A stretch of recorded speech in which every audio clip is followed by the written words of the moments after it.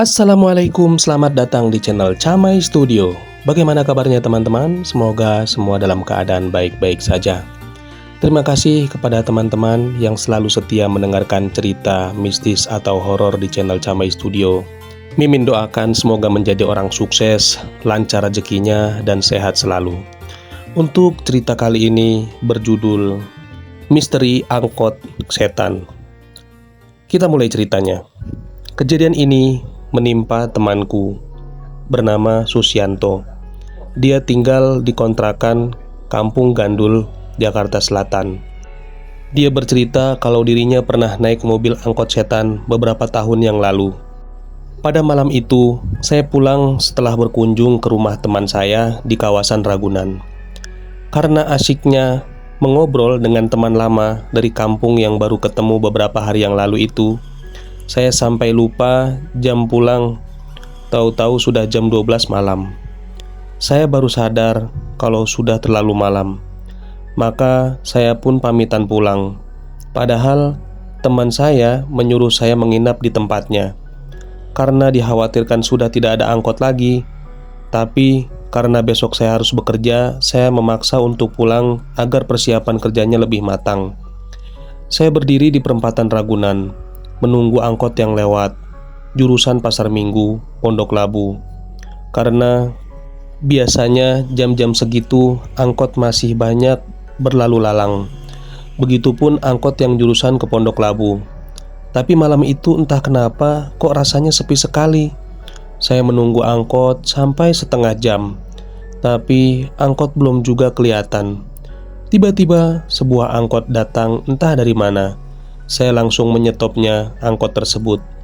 Tanpa pikir panjang, saya langsung naik angkot itu yang terlihat gelap di dalamnya, seperti tidak ada lampunya. Ketika saya sudah naik ke angkot itu, saya melihat ada 3 orang penumpang di dalamnya. Tadinya saya pesimis kalau angkot tersebut tidak akan langsung jalan. Saya pikir angkot tersebut pasti akan lama ngetem menunggu penumpang di sana. Tapi ternyata supir angkot tersebut langsung menginjak gas dan angkot pun berjalan. Walaupun gelap, tapi samar-samar saya bisa melihat ketiga penumpang lain saat itu. Posisi tempat duduk saya persis di belakang supir, sedangkan penumpang yang lain berada di sebelah kiri saya. Ketiga penumpang tersebut semuanya laki-laki. Yang paling dekat posisi duduknya dengan saya orangnya masih terlihat muda, sekitar 18 tahunan, dan yang kedua usianya sekitar 30 tahunan. Penumpang ketiga yang duduk berseberangan di pojok angkot bisa kutebak umurnya sekitar 40 tahunan.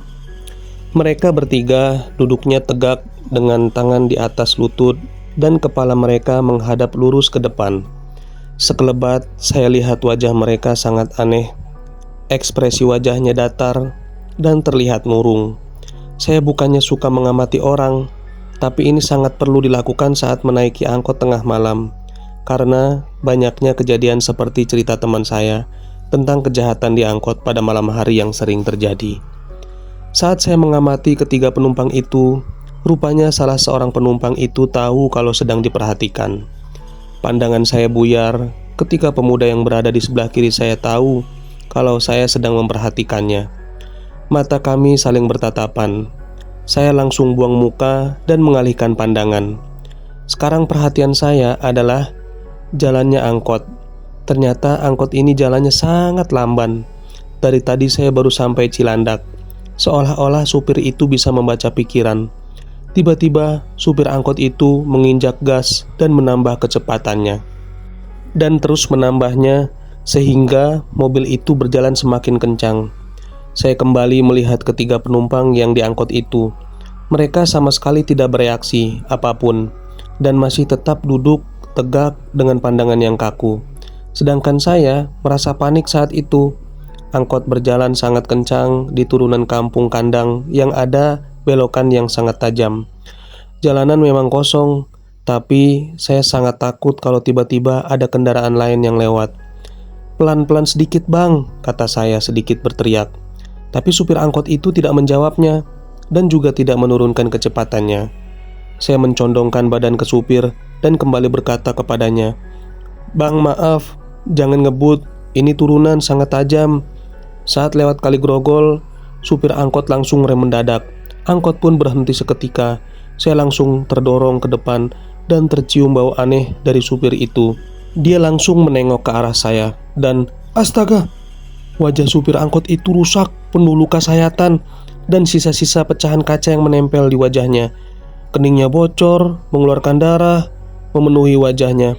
Bola mata kirinya hilang dan terlihat ada lubang besar hitam di sebelah kanan wajahnya.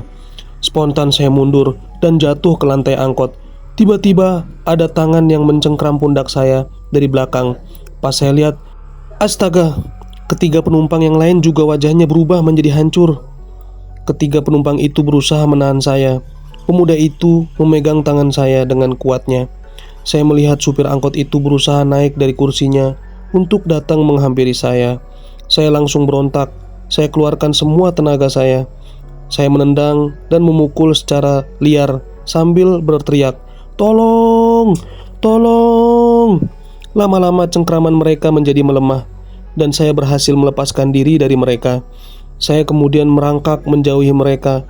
Akhirnya saya lompat keluar dari angkot dan jatuh terjerembab ke aspal. Dengan posisi tengkurap, jatuhnya tidak terlalu keras, tapi berasa sangat sakit, sehingga saya merasakan memar di tangan dan kaki saya. Kebetulan ada pengendara motor yang sedang lewat dari arah berlawanan. Melihat saya jatuh, "Astagfirullah," teriaknya sambil menghentikan motornya. Seorang laki-laki setengah baya berlari menuju ke arah saya dan langsung membantu saya bangun. "Pak, awas, itu ada setan di angkot," kata saya sambil meringis menahan sakit. "Angkot? Tidak ada angkot," jawabnya. Saya lihat dan memang tidak ada apa-apa. Angkot yang barusan hampir membuat saya celaka itu dan tiba-tiba menghilang. "Justru Bapak mau tanya, Bapak tadi sangat ketakutan waktu melihat kamu dari jauh melayang begitu saja," ujarnya keheranan. "Hah? Saya melayang?" tanya saya kaget. "Iya, kamu melayang. Bapak takut sekali melihatnya. Kirain Bapak kamu yang setan, tapi tiba-tiba jatuh dan teriak minta tolong. Makanya Bapak tadi berhenti," ucapnya. Saya semakin ketakutan saat itu. Setelah saya yakin bapak-bapak itu baik dan tidak ada niat jahat, saya menenangkan diri duduk terdiam di pinggir jalan bersama bapak itu. Sambil menceritakan kejadian di dalam angkot tadi, bapak itu mendengarkan sambil berulang kali mengucapkan istighfar. Begitulah teman-teman yang dialami oleh teman saya ketika pulang dari Ragunan pada malam hari. Cerita ini selesai sampai segitu aja. Pelajaran yang kita ambil dari cerita ini, usahakan sebelum kita memulai sesuatu, mau naik kendaraan atau mau bekerja, diawali dengan berdoa agar supaya kita dilindungi oleh Tuhan Yang Maha Esa. Sekali lagi terima kasih kepada teman-teman channel Camai Studio yang mendengarkan cerita ini sampai selesai. Dan untuk teman-teman yang baru bergabung di channel Camai Studio, jangan lupa subscribe, share, dan like video ini agar supaya teman-teman tidak ketinggalan video terbarunya. Sekian dari saya. Wassalamualaikum warahmatullahi wabarakatuh.